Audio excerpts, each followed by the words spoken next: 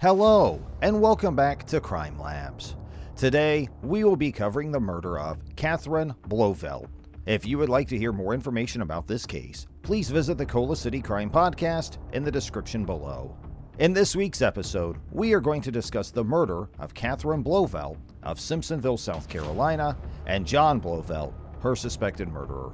Catherine, popularly known as Katie, was born and raised in South Carolina by her mother, Patricia Priver.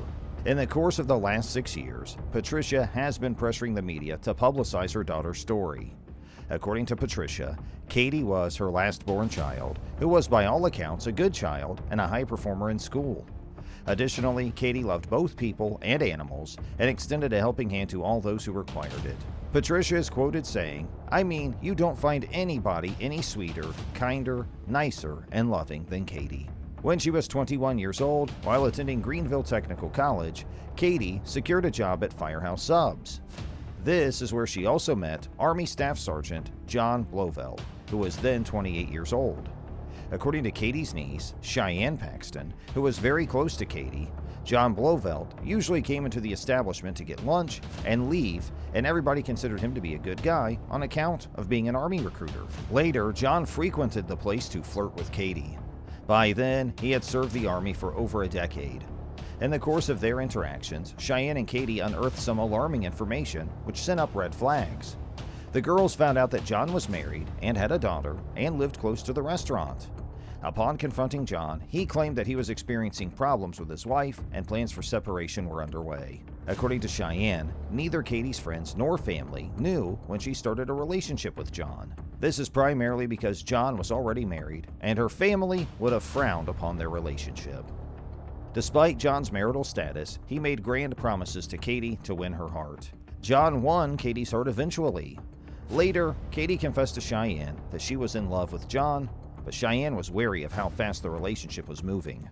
Cheyenne, who did not approve of the relationship, advised Katie to wait until John had finalized separating from his current wife. In retrospect, there is a possibility that John's wife may have not been aware of the impending separation or even that her marriage was troubled. John did not impress Katie's mom, as she came from a military family.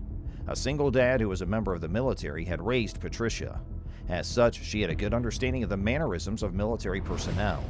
Patricia noted that John did not possess the qualities that were common among soldiers. According to Patricia, military men were polite, respectful, and protective in nature.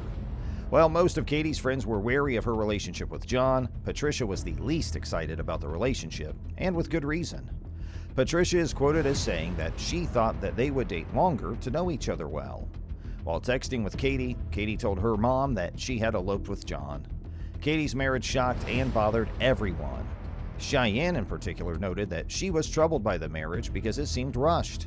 Katie and Cheyenne had always talked about their weddings as young girls. Katie always wanted a big, colorful ceremony with Cheyenne as her maid of honor.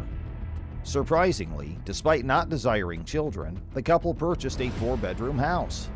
Astonishingly, John wanted to host roommates that were either in college or high school. Cheyenne was their first roommate. While staying there, Cheyenne noted that the marriage was far from perfect. In one instance, Cheyenne recalled Katie screaming at John, saying that she did not want him around her. Patricia also noted that John was a violent alcoholic. While drunk, John threatened Katie, but he would become less volatile as he sobered up. This soon became a vicious cycle. Despite John being almost 30, he gained notoriety in town for hosting parties at his home for local college and high school students. Katie constantly protested against this, claiming that it was illegal, but John ignored her or turned violent. Eventually, John was reported to the authorities for providing underage children with alcohol. Following a tip from one of the local schools, cops found the house packed with underage children. Cheyenne witnessed this. She also recalled that John refused to open the door when the cops knocked, stating that they had no right to be there. By the time the cops secured a search warrant, the compound was teeming with police officers. Consequently, upon entry into the house, the Blauvelts were arrested for contributing to the delinquency of minors. During interrogations, Katie revealed to the cops that John had pointed a .357 revolver at her and threatened to murder both of them. Additionally, John threatened to murder everybody else known to Katie. This revelation caused an extra charge of domestic violence against John. This matter caused the utter breakdown of their marriage, and Katie and Cheyenne moved back to Patricia's house. Shortly after this, Hannah Thompson, Cheyenne's 17-year-old friend, became John's girlfriend. According to Cheyenne, Hannah was head over heels in love with John. She later abandoned all her friends and family in favor of John. Meanwhile, Katie was trying to rebuild the relationship she had destroyed while married to John. In the process of claiming her life back, she even filed for divorce. On October 24, 2016, while leaving work, Katie received a call from Cheyenne asking her to meet for dinner. Katie told her that she would meet her shortly. Cheyenne noted that Katie sounded strange, and after waiting for some hours, she began texting and calling Katie without response. Instinctively, Cheyenne drove to John's house to see if she was there. The next day, Patricia filed a missing persons report at the police station. Everybody was involved in the search for Katie when two of her friends stumbled upon her body in the basement of an abandoned house where they would go as kids to party. According to witnesses, it appeared as if there was a struggle, which culminated in Katie being fatally stabbed in the neck. The authorities informed John of the matter, but he remained unemotional despite the tragic news. John's demeanor shocked the police. In trying to establish the motive of the murder, one of the theories advanced by the police was that John might have murdered Katie due to the domestic violence case that was coming up. This case threatened John's career and freedom. On November 18, 2016, an arrest warrant was issued against John. Immediately, John and Hannah disappeared. While trying to bring the suspects to justice, U.S. Marshals found traces of the couple in Alabama, Texas, and California. 2 months after their disappearance, Hannah reached out to her parents from Eugene, Oregon. She claimed that she wanted to come back home and that they had been homeless the entire time they were in Oregon, and John had abandoned her one night while she was sleeping. John's military training made him a danger to society. Katie's mom said, "John needs to be caught before he destroys another life, takes another life, destroys another family." I will never get to hear her say, "I love you, Mom. I miss you, Mom." The U.S. Army declared John AWOL and declared him a danger to the public. Those who saw him were advised to keep their distance. John's life as a fugitive lasted over 6 years when marshals in Oregon apprehended him on July 20th, 2022.